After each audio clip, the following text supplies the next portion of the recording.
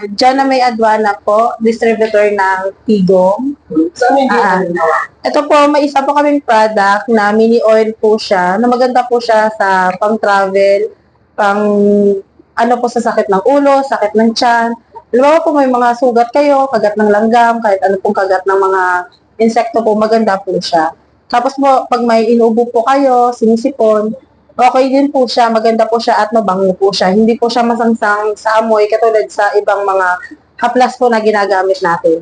So, ano yung kaibahan niya yan sa iba? Ito sa, ang kaibahan nito sa iba is 100% na organic. Tapos, ano siya, pag nilagay mo po siya sa, ano nyo, Apo. Pag gagamitin nyo po siya, ganyanin nyo po siya sa kamay nyo, tsaka i-rub nyo po siya, tapos, higupin nyo lang po siya. Pag meron po kayong ubo, dito po sa bunganga, ihigupin po siya para po siyang nagpapausok po kayo ng nebulizer. Pag sa ilong naman po, may sipon po, barado ang ilong, sarado nyo po yung ilong tsaka bungangan nyo, tsaka inhale exhale mo po.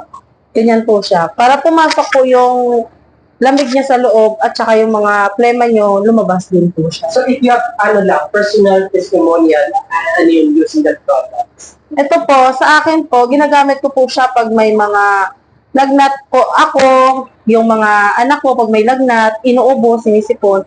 Ito po yung ginagamit kong product. Tsaka, nilalagay din po siya sa mainit na tubig at tsaka iniinom pag lalo na po sumasakit ang tiyan. Paano siya nilalagay? Kasi po, meron po siyang big nito.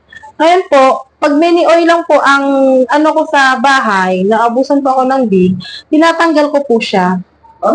Yes, natatanggal po ito. Yan. Tapos po, pinapatak ko po siya sa mainit po na tubig. Okay, so pwede mo ibalik. Opo, pwede po siyang ibalik. Yan po siya.